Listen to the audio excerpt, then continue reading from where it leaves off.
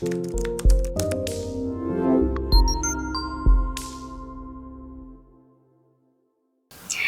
And नमस्ते to planet Ayurveda.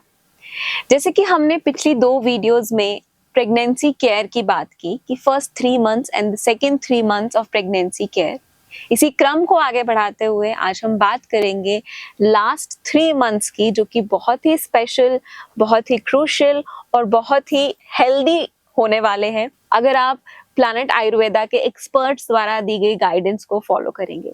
तो I am sure अभी तक के 6 मंथ्स आपके बहुत अच्छे बीते होंगे, आने वाले 3 मंथ्स भी बहुत अच्छे बीते। इसके लिए डॉक्टर साहब हमारे साथ हैं जो आपको गाइड करेंगे, क्या डाइट आपको फॉलो करनी है, क्या रूटीन फॉलो करना है और कुछ स्पेशल एक्सरसाइजेस जो आपको अपने 8th और 9th मंथ में ऐड करनी है ताकि आप नॉर्मल बेबी डिलीवर कर सकें। तो चलिए डॉक्टर साहब से बात करते हैं। Hello ma'am. हेलो।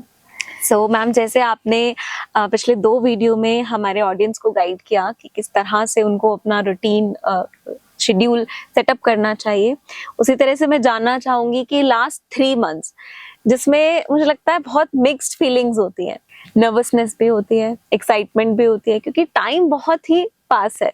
हम देखना भी चाहते हैं बेबी को, लेकिन डर भी लगता है कि कुछ गलत नहीं हो जाए, सब ठीक जाए।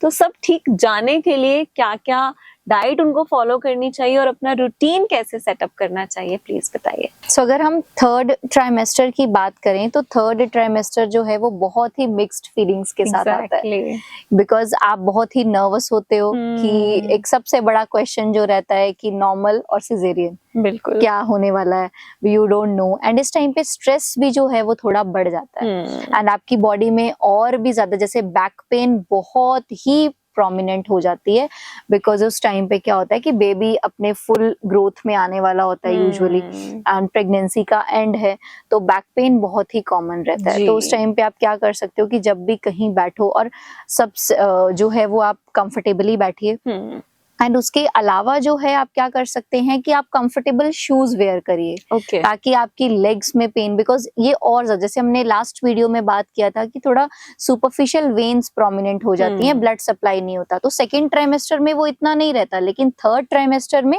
इट विल बी मोर, क्योंकि बॉडी यूट्रस अपने मैक्सिमम साइज पे होती है एंड ब्लड प्रेशर जो ब्लड का प्रेशर है, ब्लड प्रॉपरली जो है वो सप्लाई नहीं कर पाता लेग्स को, तो जो सुपरफिशियल वेन्स है वो प्रोमिनेंट हो जाती है, तो पेन भी ज्यादा होता है, जो पेन कॉज करती हैं बेसिकली। एडिमा, पीडल एडिमा, वो भी बहुत ज्यादा हो जाता है। तो उसके लिए आप क्या कर सकते हो, अपनी लेग्स को लटका के नहीं बैठो, पिलो आप लीजिए। And coming to the diet, अगर आप डाइट की बात करें तो डाइट में आपको नरिशिंग फूड्स देने, इस टाइम पे और भी ज्यादा कॉन्शियस हो जाना है। पिछले 6 महीनों में अगर आपने कुछ बाहर से लिया है, कुछ पैक्ड प्रोसेस्ड खाया है, तो इस टाइम पे आपको वो चीज नहीं करनी है, बिकॉज अभी आपके बेबी की मैक्सिमम ग्रोथ होने वाली है। एंड अगर हम आयुर्वेद के अकॉर्डिंग बात करें तो जो 3rd ट्राइमेस्टर का मिडल मंथ होता है, 8th मंथ, उसको बहुत ही क्रूशियल माना जाता है। बिल्कुल।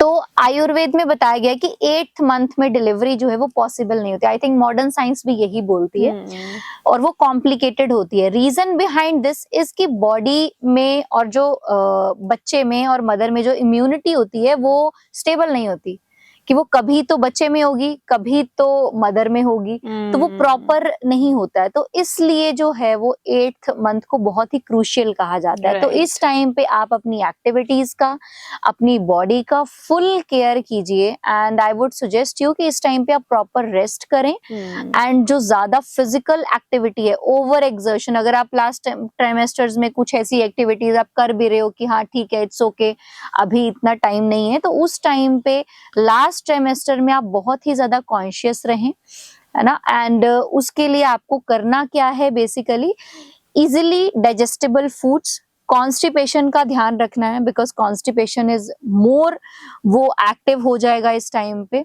तो फाइबर रिच फूड लेना है, नरिशिंग फूड लेना है, गाय के घी का यूज करना है, दूध का यूज करना है, ऐसी हर्ब्स लेनी है उसमें डाल के, ताकि आपकी बॉडी को नरिशमेंट मिले और बेबी को भी नरिशमेंट मिले। Okay. And in the same time आपको जैसे बैक पेन का इशू है, तो उस टाइम पे आप क्या कर सकते हैं कि हल्का सा कोई ऑयल है उससे मसाज करें, कंफर्टेबल क्लोथ्स वेयर कीजिए, स्लीपर्स कंफर्टेबल होने चाहिए, ताकि आप ज्यादा वॉकिंग भी जो है वो इस टाइम पे थोड़ा आप इनिशियली, अगर आप 3rd ट्राइमेस्टर की बात करो तो आप ज्यादा वॉक नहीं करो।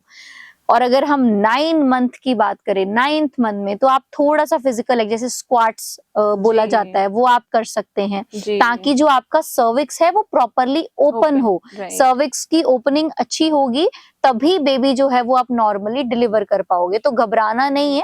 जब आप 9th मंथ में पहुंचो, 3rd ट्राइमेस्टर के एंड में पहुंचो, तो डेफिनेटली उस टाइम पे जो है वो फीमेल को थोड़ा फिजिकल एक्टिविटी भी करे, वॉक भी करे, ताकि जो आप हैं और प्रॉपरली डिलीवर कर पाए, कॉन्ट्रैक्शंस प्रॉपर हों, वो भी चीजों का ध्यान रखना है। एक चीज और I would like to tell you कि इस टाइम पे 3rd ट्राइमेस्टर में आपको स्यूडो कॉन्ट्रैक्शंस भी होती हैं। आपको ऐसा लगता है कि False कॉन्ट्रैक्शन हो रही है, contractions. फॉल्स कॉन्ट्रैक्शंस होती हैं, तो उस टाइम पे आपको लगता है कि नहीं कॉन्ट्रैक्शन आ रही है, हम घबरा जाते हैं। लेकिन वो जो कॉन्ट्रैक्शन होती है वो इतनी फ्रीक्वेंट नहीं होती एंड वो रेडिएटिंग नहीं होती है। तो वो पर्टिकुलरली आपको वैसे ही फील होती है कि आपका स्टमक जो है वो और वो पेनलेस कॉन्ट्रैक्शंस होती हैं। तो you can keep this in mind कि अगर आपको इनिशियली 3rd ट्राइमेस्टर में कॉन्ट्रैक्शन हो भी रहा है तो that is basically pseudo contraction, वो ऐसा कुछ नहीं है। तो उसके लिए घबराने की नहीं है, बिकॉज यंग फीमेल्स जिनको नहीं पता है ना, उनके साथ कोई एक्सपीरियंस कर रहे हैं, तो उनके लिए ये बहुत ही ज्यादा ड्रास्टिक हो जाता है, बहुत ही ज्यादा पैनिक कर जाती हैं। तो पैनिक नहीं करना है, वो बेसिकली पेनलेस कॉन्ट्रैक्शंस होते हैं। और जब कॉन्ट्रैक्शन, जो रियल कॉन्ट्रैक्शन होती है, उसका नेचर होता है कि वो बैक से आती है, फ्रंट को रेडिएट करती है, लेग्स में रेडिएट करती है देन, तो वो वैसा कॉन्ट्रैक्शन होता है। और उसका जो वो पेन वाली कॉन्ट्रैक्शन होती है, विदाउट पेन नहीं होता। ओके, सो डायरेक्शनल होती है, बैक से स्टार्ट होके फ्रंट की तरफ। Yes, and in pseudo contractions को बेसिकली ब्रैक्सटन हिक कॉन्ट्रैक्शंस बोला जाता है। ओके। तो आप इसका भी ध्यान रखें एंड इसके अलावा अपने लाइफस्टाइल का, बिकॉज इस टाइम पे आपका जो बेबी है वो ही कैन सी, तो वो देख सकता है कि हाँ दिन है रात है, बिकॉज ऑफ द लाइट और डार्क कि उसके आगे कैसा बेसिकली लाइट है, उससे भी वो सेंस कर पाएगा, आपकी साउंड को सुन पाएगा। तो इस टाइम पे तो यूजुअली अगर किसी ने पिछले मंथ्स में कुछ ऐसा एक्सपीरियंस भी किया है, कोई नेगेटिव एक्सपीरियंस है, कुछ है, तो इस टाइम पे वी वुड सजेस्ट यू कि आप बिल्कुल हैप्पी एनवायरनमेंट में रहें, पॉजिटिवली अफर्म करें एंड अच्छे थॉट्स के साथ अपने बेबी को जो है वो डिलीवर करें। एंड पैनिक बिल्कुल भी नहीं करना है। अगर कोई भी कॉम्प्लिकेशन, जैसे कि जेस्टेशनल डायबिटीज, अगर किसी फीमेल को ब्लड शुगर ज्यादा है, तो उसके लिए आप अपने एक्सपर्ट से कंसल्ट करो, उनसे बात करिए और वो आपको सजेस्ट करेंगे कि आपको क्या करना है। बट आपको उसको मेंटेन करके रखना है, वो बड़ी नहीं होनी चाहिए, हमने उसको इग्नोर नहीं करना। अगर आपको लगता है कि आपका ब्लड प्रेशर बढ़ा हुआ है, प्री एक्लेम्शिया का कंडीशन है, आपको पता चल गया है, तो आपको उसको कंट्रोल करके रखना है। थोड़ा सॉल्ट इंटेक कम कर सकते हो आप जी, नॉर्मली कि इस टाइम पे आप सॉल्ट का इंटेक थोड़ा कम रखें, है ना, तो उससे भी जो है वो आपका ब्लड प्रेशर थोड़ा सा कंट्रोल हो जाएगा।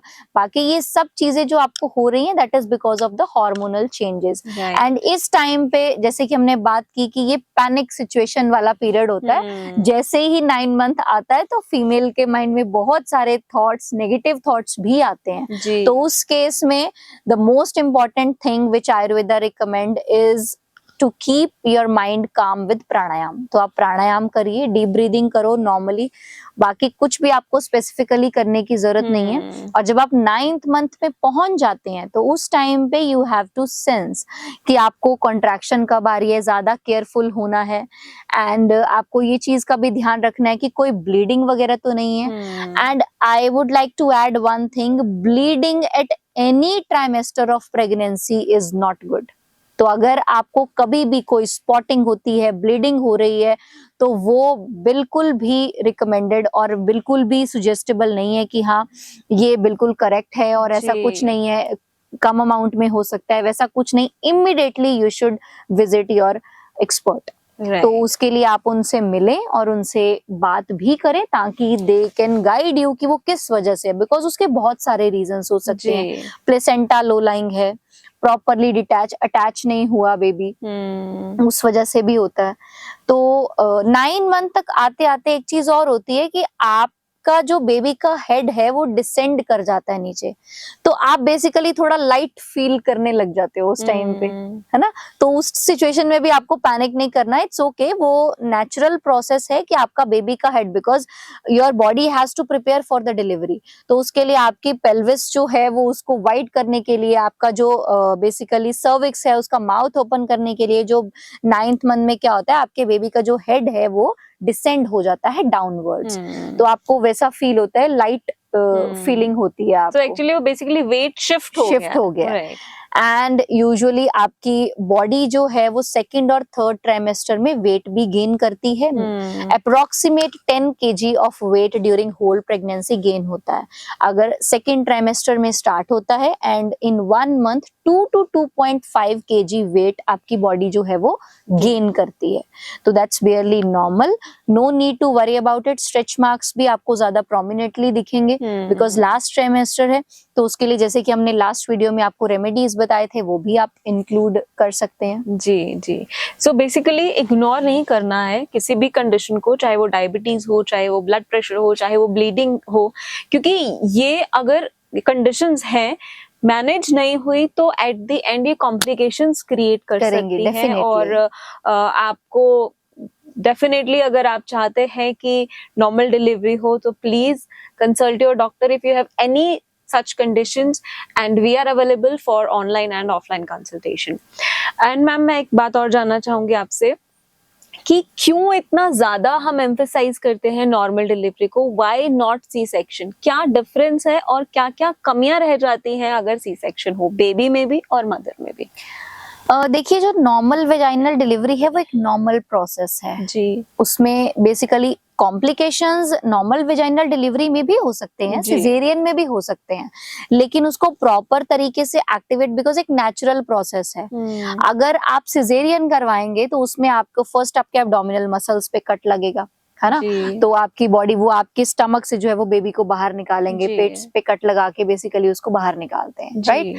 तो उस केस में क्या होता है कि जैसे कुछ फीमेल्स की अगर हम बात करें, जैसे कि अगर उनके स्टिचेस प्रॉपर नहीं होते तो एक बहुत ही कॉमन कंडीशन होती है अगर किसी का सिजेरियन हो, और very less chances but yeah it can be due to the C-section, that is scar endometriosis। तो जो scar endometriosis होती है उसमें क्या होता है कि जब हम सुचरिंग करते हैं सिजेरियन के टाइम पे तो वो क्या करते हैं, एंडोमेट्रियम का कुछ पार्ट जो है वो साथ में सुचर हो जाता है, तो उससे क्या होता है कि फीमेल को जब भी वो आते हैं, पीरियड्स आते हैं, तो उस टाइम पर उनको बहुत ही सिवियर पेन होता है, एंड उसका कोई ट्रीटमेंट ही नहीं है बिकॉज वो सर्जिकल इंटरवेंशन है और सर्जिकली निग्लिजेंसी की वजह से वो चीज होती है, वो बहुत रेयर होता है बट या वो चीज रहती है, तो इसके लिए एक ये कॉम्प्लिकेशन हो गई। बाकी उसके अलावा बेबी को भी कोई इंजरी हो सकती है, आप सूचर कर रहे हो कोई, क्योंकि हमने सबसे पहले हेड आता है, नॉर्मल वेजाइनल डिलीवरी में हम कोई ऐसे कोई चीज यूज नहीं करते, उसमें आप कॉन्ट्रैक्ट करते हो, पुश करते हो, आपकी बॉडी कॉन्ट्रैक्ट करती है,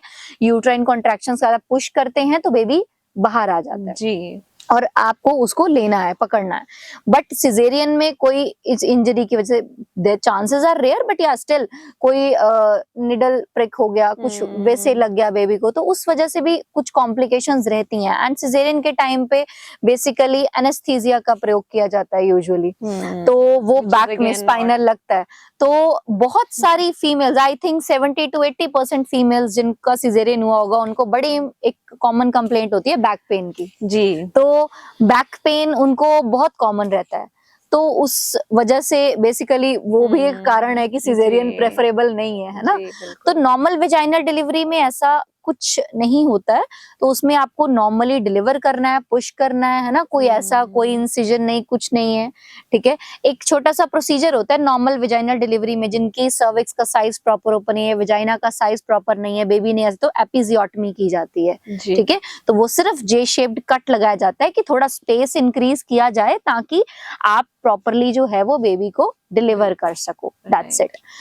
मैम बेबी की मूवमेंट्स जैसे इस टाइम पे बहुत ज्यादा बढ़ जाती हैं, तो उसको क्या तरीका है प्रॉपर ऑब्जर्व करने का, और कौन से केस में हमें इमीडिएट डॉक्टर को कंसल्ट करना चाहिए, कैसे हम फील कर सकते हैं कि नहीं समथिंग इज नॉट राइट, या बेबी प्रॉपर मूव नहीं कर रहा है, या इतने टाइम गैप के बाद मूवमेंट होनी चाहिए थी बट नहीं हुई है? देखो जैसे हमने मूवमेंट को ऑब्जर्व करने का तरीका बताया जी। कि इट शुड बी लाइक आपको लाई डाउन करना है, बेड पे आराम से लेटिए, कंसंट्रेट करिए और बेबी की मूवमेंट को ऑब्जर्व करो कि वो एक घंटे में कितनी हो रही है। 10 to 12 है नॉर्मल, एक 1.5 आवर में 10 to 12 है नॉर्मल, 2 घंटे में भी हो रही है कोई दिक्कत नहीं है। लेकिन अगर आपको लग रहा है कि 3-4 घंटे तक आप ऑब्जर्व कर रहे हो बच्चे की मूवमेंट 5, 6, 7 है, तो डेफिनेटली आपको कंसल्ट करना पड़ेगा। एंड अगर वो ज्यादा हो गई है, 20 है, 25 है, तो कोई डिस्ट्रेस है, कोई दिक्कत हो रही है बच्चे को, तभी वो ज्यादा मूव कर रहा है ना। तो हो सकता है कोई रीजन हो, या कोई कई बार कुछ फीमेल्स में क्या होता है कि एमनियोटिक फ्लूइड कम होता जी। है ना, तो उस वजह से बच्चे को, बिकॉज बच्चे को एक प्रॉपर अमाउंट ऑफ फ्लूइड चाहिए फ्लोट करने के लिए, बच्चा यूजुअली फ्लोट कर रहा है ना। और बाकी इस वजह से भी आप जो है वो चेक कर सकते हैं मूवमेंट्स को। ओके। कुछ केसेस में बहुत ज्यादा इचिंग होती है फीमेल के बॉडी पार्ट्स पे, तो उसका कारण क्या है? और दूसरा सबसे इम्पोर्टेंट, उसकी रेमेडी, कोई होम रेमेडी जो जिससे वो थोड़ा रिलैक्स फील कर सके। इचिंग का रीजन बेसिकली वो यूजुअली आपको सेकंड और थर्ड ट्राइमेस्टर में देखने को मिलता है। तो उसका रीजन बेसिकली रहता है हार्मोनल चेंजेस, जी, है ना। तो वो हार्मोनल चेंजेस की वजह से आपकी बॉडी में इचिंग यूजुअली रहती है। It is normal? Yes, it's normal. वो उसी टाइम पे होती है एंड वो लेटर ऑन सबसाइड भी कर जाती है जब आप डिलीवर कर दोगे उसके बाद, इट्स फाइन। लेकिन उस टाइम पे रेमेडी बेसिकली एक तो कोकोनट ऑयल, और दूसरा जैसे कि कोई नीम ऑयल बेसिकली आते हैं नीम बेस्ड, तो वो आप लोकली अप्लाई कर सकते हो। इनटेक के लिए कुछ नहीं, बट लोकली इचिंग हो रही है कहीं पे अप्लाई कर लो, उससे ठीक हो जाएगा। थोड़े जैसे कोकोनट ऑयल, या आप सिंपली गाय का घी लीजिए, उसी को अप्लाई कर लो, तो दैट विल बी गुड। वो भी आपके लिए अच्छा है। और एक बड़े बुजुर्गों से बहुत सुनते हैं कि लास्ट जो मंथ्स होता है 8-9 मंथ, इसमें कैस्टर ऑयल का इस्तेमाल करो, तो इज इट सेफ? करना चाहिए या नहीं? और करना चाहिए तो कितना और क्यों? कर सकते हैं डेफिनेटली कैस्टर ऑयल का सेवन। आप उसको 1 चम्मच बेसिकली ले सकते हो दिन में, और गुनगुने पानी के साथ बेसिकली इनटेक कर सकते हो, that will be good. Basically वो आपकी बॉडी को प्रिपेयर करता है फॉर द डिलीवरी, तो इसलिए यूजुअली वो रिकमेंडेड रहता है। ओके, लास्ट 9 मंथ में I think it is better to use it. Okay. और अगर हम 9 मंथ की बात कर रहे हैं, तो जैसे आपने बोला कि फॉल्स कॉन्ट्रैक्शंस भी होते हैं, तो what is the right time to deliver the baby? और कैसे आपको फील होगा, या कैसे अब लगेगा आपको कि this is the time, like you should now rush to the hospital? देखिए 9th मंथ में जैसे कि हमने बात की, सर्विक्स का माउथ भी ओपन हो जाता है, राइट। और कॉन्ट्रैक्शंस, जो स्यूडो कॉन्ट्रैक्शंस होती हैं, तो कॉन्ट्रैक्शंस, रियल कॉन्ट्रैक्शंस का डिफरेंस हमने बात की कि वो ऐसी रहती हैं। जब भी आपको लगे कि कॉन्ट्रैक्शंस हो रही हैं एंड पेन भी स्टार्ट हो गया है, तो आप इनिशियल टाइम पे ही यू शुड इमीडिएटली अपने अटेंडेंट को बेसिकली अपडेट करिए कि ऐसा कुछ हो रहा है, एंड आप रश करिए हॉस्पिटल में। तो वो जाना चाहिए उसके लिए। और अगर किसी को लगता है कि फ्लूइड डिस्चार्ज हो गया, एमनियोटिक सैक एकदम से फट गया, बस्ट हो गया, तो उस केस में भी आपको इमरजेंसी में जो बेसिकली जो है वो जाना चाहिए, तो that will be also good. तो उस केस में भी आप जो है वो जा सकते हैं। 9th मंथ में बेसिकली 8th मंथ कंप्लीट होते ही 9th मंथ में डिलीवरी कभी भी हो सकती है, दैट्स नॉर्मल। कुछ फीमेल्स में 9th मंथ कंप्लीट होने के बाद होती है, कईयों में बिटवीन हो जाती है, और कईयों में स्टार्टिंग में हो जाती है। तो it depends upon the person, उसके बॉडी टाइप पे। तो ऐसा कुछ नहीं है कि कोई पर्टिकुलर टाइम फ्रेम है, but in the 9th month it can happen at any time. That's why इस टाइम पे आप स्क्वाट्स करिए, थोड़ी फिजिकल एक्टिविटी करो, ताकि कॉन्ट्रैक्शंस हो, बॉडी एक्टिवेट हो, राइट जी। तो वो आप इंक्लूड कर सकते हैं बेसिकली। ओके। एंड कभी कभी जैसे हम इनिशियल स्टेजेस में डॉक्टर के पास जाते हैं, तो एक अप्रोक्सीमेट आइडिया देता है, एक डेट देता है आपको। अगर वो डेट निकल गई है और still you are not feeling कि this is the right time to deliver the baby, so is it okay? और अगर ऐसा हो रहा है तो उसके लिए क्या करना चाहिए? उसके लिए देखो, आप एक तो अपने कंसल्ट करिए एक्सपर्ट्स को, because they will guide you कि हाँ क्यों नहीं हो रहा है, उसका रीजन क्या है।